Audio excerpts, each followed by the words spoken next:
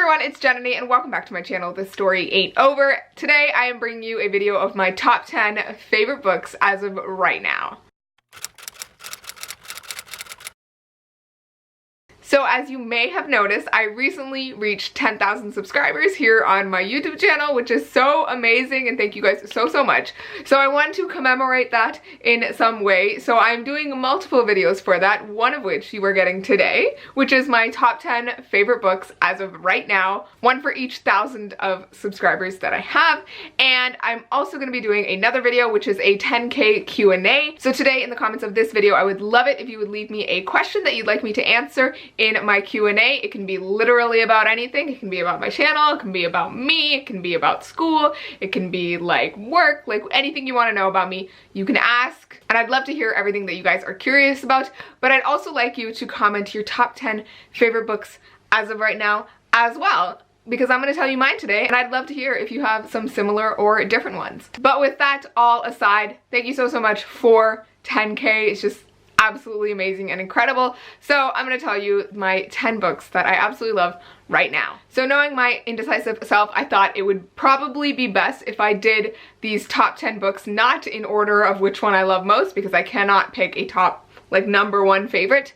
I'm gonna be doing these in the order that I like found them or read them. So the first book on this list is my oldest favorite, and that is Howl's Moving Castle by Diana Wynne Jones. I absolutely love this book, and it is a book that has like stuck with me for a very long time. I read this when I was 10 years old and absolutely fell in love with it. You might realize from the title of this book, it is the book that inspired the Studio Ghibli film called Howl's Moving Castle. I really loved that movie growing up, and it's still to this day one of my favorite movies. And so when I was 10 years old, I needed to know like what the book was like, so I picked it up, and I was so glad I did, because even though the book is quite different from the movie, it has so much heart to it. Basically, this book follows her main character Sophie, who lives in kind of this fantasy world where she is the eldest daughter of 3, and in this fantasy world, it's well known that eldest children, if they choose to leave home and seek out their destiny, they will ultimately fail. It's only the youngest children that will go on great quests and do fun, interesting things. So Sophie thinks that she's doomed to kind of a mediocre existence, and she's totally fine with that. She helps out at her family's hat shop, and she kind of has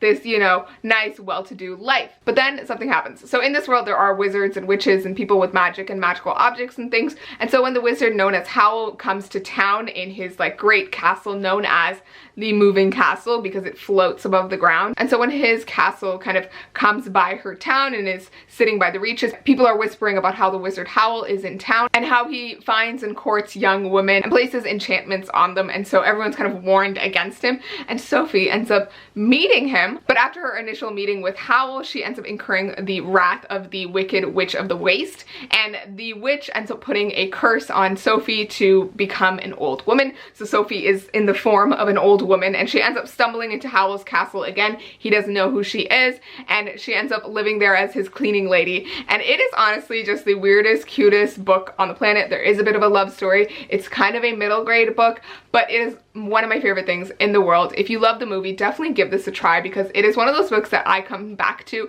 like every now and then in my life, and I reread it and I absolutely love it again. So I've read this again like about 5 different times, and it's just the best thing.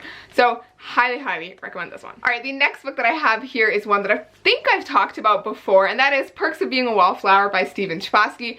I just love this book so much. So I first read this when I was in grade 9, so when I was about like 14, and it was the perfect time to read this book because it follows our main character Charlie, who is starting high school for the first time and is reeling from a lot of things that happened when he was younger. One of his best friends recently committed suicide at the end of elementary school, and he is dealing with the emotional fallout of that, and he feels really alone. And so he begins writing these letters. So the whole book is written in these letters to this anonymous friend that you don't know who they are, but Charlie is writing to this anonymous friend, kind of telling them about his day and what he's doing and the things that are going on in his life as he, you know, encounters new friends and has things going on in his family and with, you know, the mentors and teachers that he interacts with. And it is just one of the most heartwarming books on the planet. It does have a lot of triggers, so I would warn you to, you know, maybe search up content warnings for this, but one of my favorite books in the world. It's also very short, and it's one of those books that like I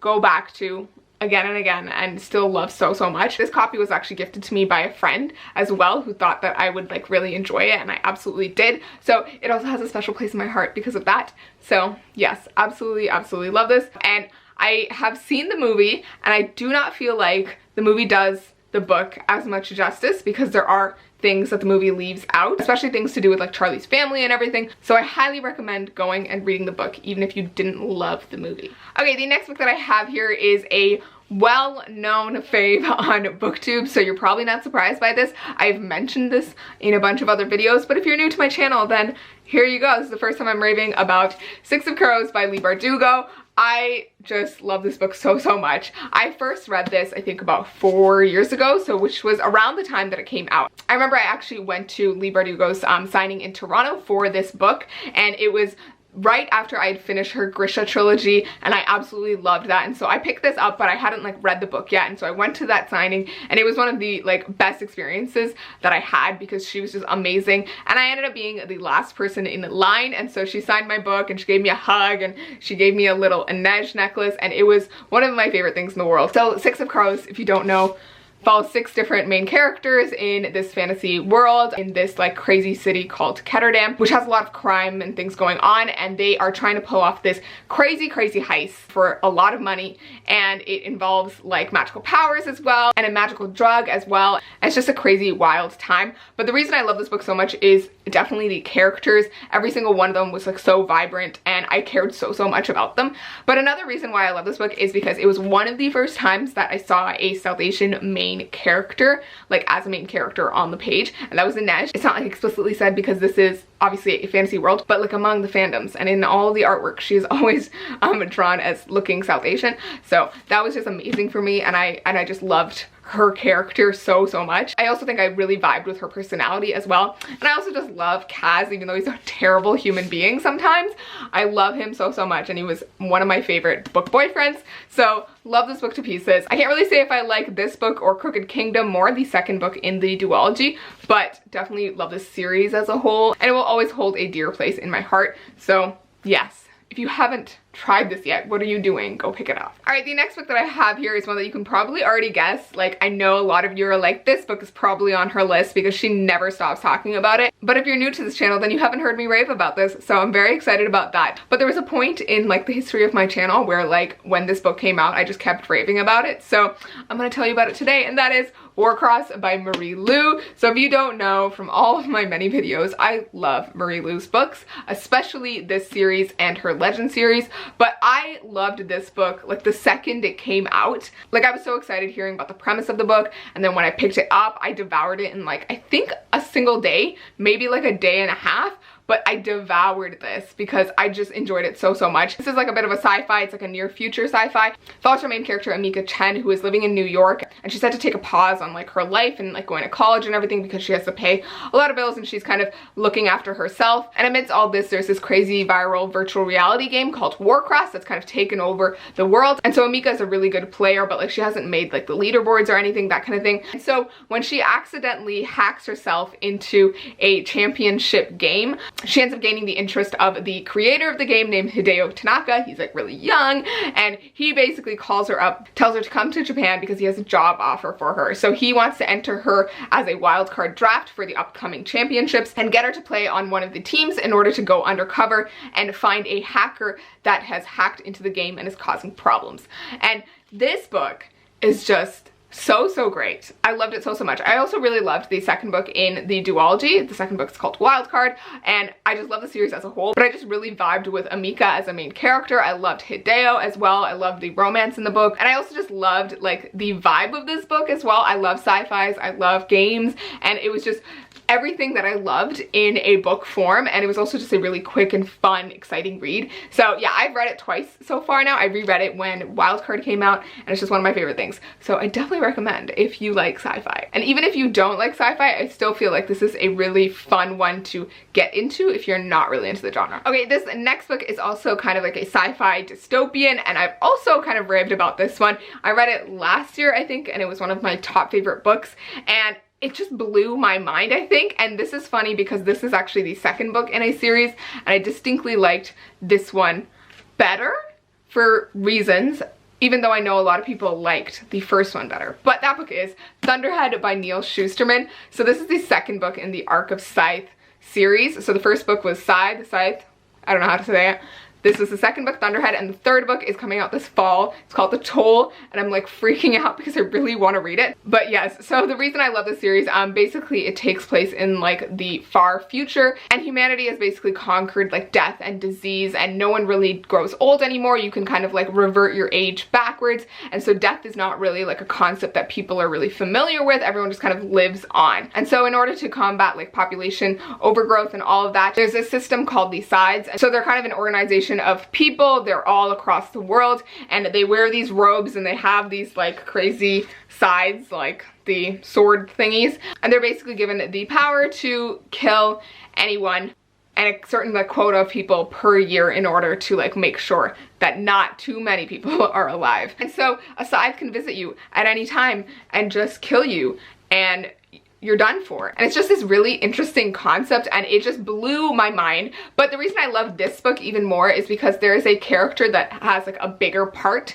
in this book, and that is this super crazy AI who like kind of runs the whole world. So the AI's name is the Thunderhead, and the Thunderhead kind of runs all of the world, you know, monitors everything and makes sure that everything's running smoothly because there's no kind of government that overlooks the world. And just hearing all of the Thunderhead's kind of musings on humanity is just really interesting throughout the book. So I just really enjoyed the series in general, and I just love the way that it kind of like pushes my thoughts and gets me to think about life in a different way. So that's one of my favorite things about this series. All right, the next book that I have here is a fantasy, and it's one of my all-time favorites, and that is An Ember in the Ashes by Sabaa Tahir. So this is the first book in her Ember quartet. So the fourth book is actually not out yet. It's coming out very soon, but this is the first one, and this is actually my favorite in the series because I absolutely love the character growth that the two main characters go through in the course of this book, and it's just honestly so amazing. But basically this book takes place in like a fantasy world. It's kind of inspired by ancient Rome, and in this world there's like different kind of nations and peoples and everything, but there's this one empire called the Martial Empire that's kind of taken over all these other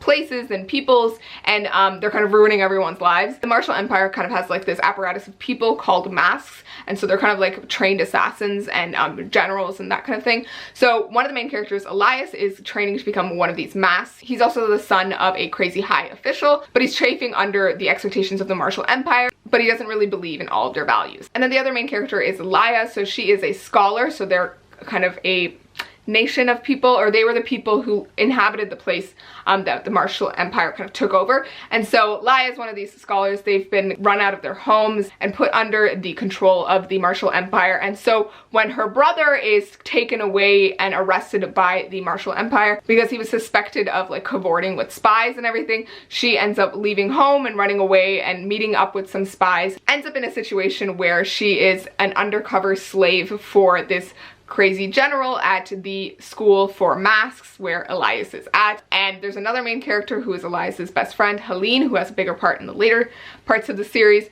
But this book is just my favorite thing, mainly because of the main characters. So Elias and Laya, both of them go through like crazy internal struggles throughout the book, and just seeing their character arc throughout the whole thing was just so amazing. But also I just loved seeing these two main characters in this series. They're both brown, and I just loved that. And I loved Laya as a character too. She starts out really vulnerable and kind of scared, and seeing her grow stronger throughout the series is just so endearing, and I love that so much. So I just really love the characters in this one like to pieces.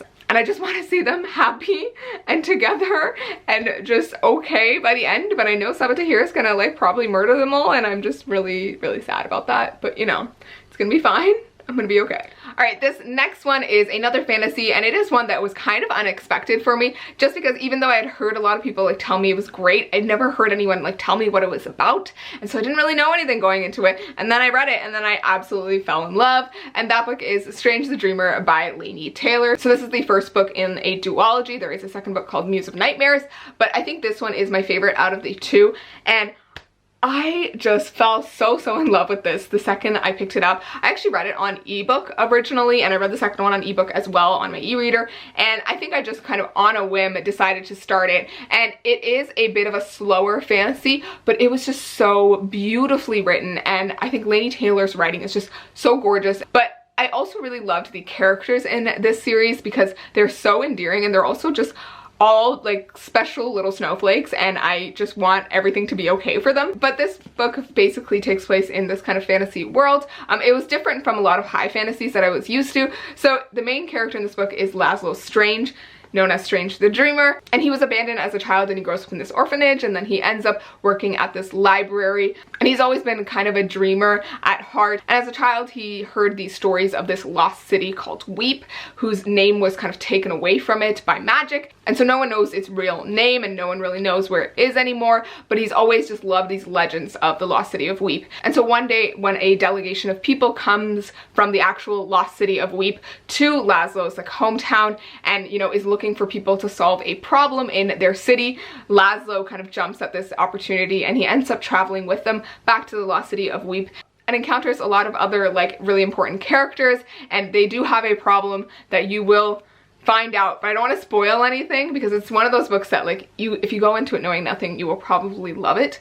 And I just loved it so much. I love Laszlo as a character. There's also another main character in this book, a female main character, and I loved her as well. But another thing I loved about this book and this series is the way that it deals with trauma, and the way that it shows like the many sides of conflict, especially in war and conquest. And I just thought that that was like so interesting. I also just really love the magic system in this series because it's so unique and something you do not expect, and I just loved it so much. Like, this is one of the most unique fantasies that I've read, and I loved it so much for that reason. Okay, the next 3 books on this list are actually contemporaries, which would have been really surprising to me like maybe a year ago, but recently I've been reading a lot of contemporary, especially because most of the contemporary that I'm getting the chance to read now feature like main characters who are people of color, and that is just amazing to me because when I was growing up, like, that was not a thing. So seeing all of that now just makes me so excited to read contemporary these days. So all 3 of these feature POC main characters, and that is just so exciting to me. So the first of those 3, and the last 3 on this list,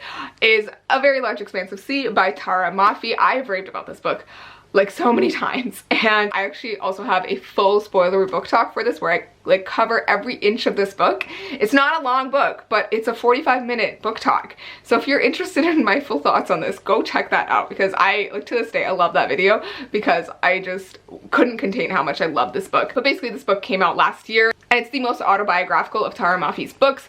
She's also the author of the Shadow Me series, which I haven't read yet, but I really want to. But basically it follows her main character, Shireen, who's a 16-year-old Muslim teen girl in America, and the book takes place a year after 9/11. So she's dealing with a lot of like Islamophobia and racism and that kind of thing. And so it's kind of her life in school. She's moved to a new place. She ends up meeting this white boy that she starts to fall for. And this book kind of uses their relationship as a way of examining all of these issues that are going around at that time. And I love this book so much. It is very like heartbreaking and sad at some points, but it was also just very sweet at other points. Like, the romance is so sweet, but I just loved seeing all these issues kind of examined in this book, and it just was so amazing. I remember like buying this the day it came out and reading it like super quickly. Like, I think I finished it in a single day, and I had like classes that day. Like, I bought it in the morning, like read it on the way to class, and then like read it after class, and then went home and read it, and I finished it in I think a day, and I just loved it so much. So to this day, it's one of my favorite books. It has some really amazing lines in it as well. Like, I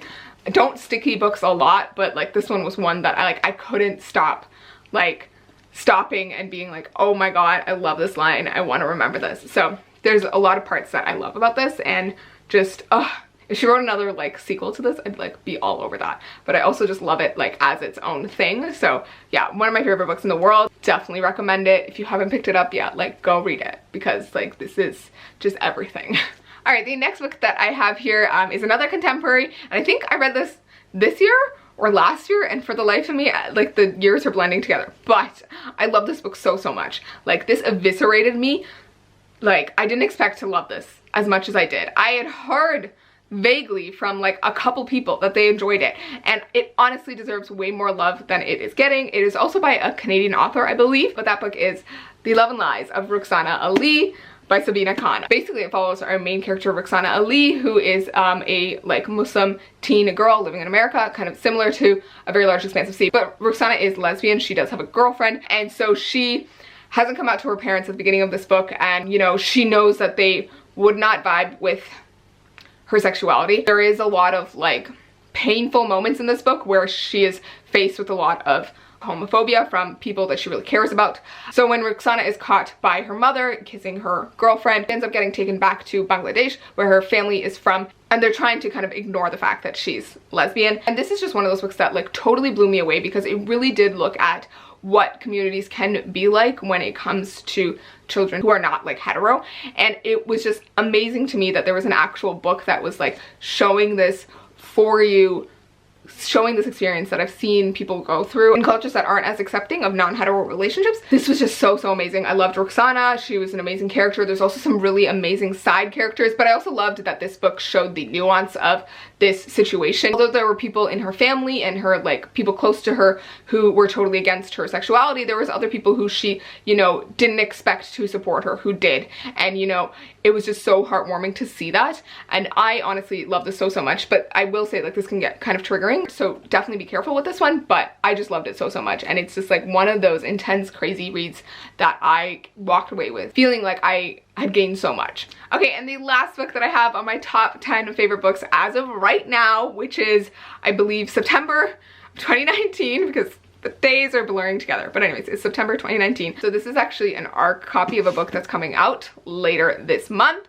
but I absolutely love this book so much. And I knew I would probably like it, but it turned out to be something that was different than what I expected, and I loved it for that reason. And that book is Frankly in Love by David Yoon. So you might have expected this if you've seen my recent videos, because I've talked about this quite a lot.